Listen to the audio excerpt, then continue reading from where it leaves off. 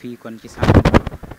bi nga xamante ni moom mooy Touba ca kanam fi nga xamante ni fi la meurtre bi am fi ñu rawee Ndeye Diop mi ndaw si nga xamante ni étudiant la doon jàng te ni mooy information selon li nga xamante ni moom la am fii ci kii bi bërëb baa ngi ne gis ngeen ko biñ ko rayee fii lañ ko dugal jëf joo xamante ni jëf ju doy waar la ju yéeme mu nekk phénomène boo xamante ni gis nañ ni xaw na bari lool ci dëkk bii di Touba te mu nekk loo xamante ni lu yéeme la ko defee di ngeen ci déglu ak El Hadj Ousseynou Ndiaye di journaliste fii ci département bi kon El Hadj ñu ngi lay nuyu. waaw jërëjëf ñu ngi lay fay bu baax. kon mu mel ni mbir mi ñoo ko gisandoo yow en tant que journaliste lan nga ci mën a def. waaw gis-gis bi mooy comme liñ ci am rek mooy toog ba yàgg ñu alerté ñu ne am na benn meurtre bu nga xam ne am na muy découverte macabre mooy ku jigéen ku nga xam ne fekk nañ ko mu faatu ci anam bu ñaaw donc donte wax nañu ne ki nga xam ne rek moom moo le présumé meurtrier teg nañu ko loxo donc mais loolu dafay wane rek insécurité bi nga xam ne jamono ji am na au niveau de Touba parce que xam nga ne yàggul dara ci gaar bi matagul sax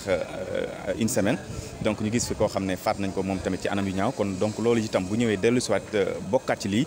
te loolu lépp dafay amee ci centre ville bi loolu dafay wane ñàkku kaaraange gi nga xam ne jamono ji fi mu toll mi ngi tàmbalee ñëwaat ci dëkk bu sell bi di Touba il est vrai que ni am na ay moment yu nga xam ne xawoon naa wàññeeku waaye fan yi moom la gën a yokkati rawatina nag période bi nga xam ne ci la ñu toll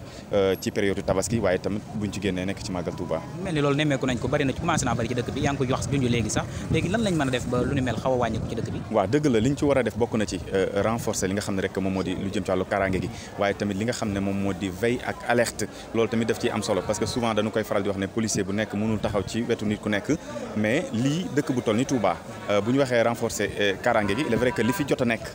am na solo mais nag du ñàkk itam ñu yokkat ko bu baax a baax waaye ñooñu nga xam ne itam ñoo fi nekk ci wàllu sécurité di gën a jege askan wi li ñuy wax police de proximité loolu tamit daf ci am solo bu baax a baax yaakaar naa ne daal loolu bu ñu ko defee dina bokk ci li nga xam ne dafay gën a yokk kaaraange ci dëkk bu sell bi di Touba askan bi yow tamit li ma waxoon sànq di def li ñuy wax veille ak alerte maanaam bu ñu gisee lu nga xam ne jaaxal na leen bu ko defee rek ñu daal di gën a jege police loolu tamit daf ci am solo bu baax a baax. jaajëf ñu ngi lay sant. voilà ñu ngi lay sant baax di la gërëm.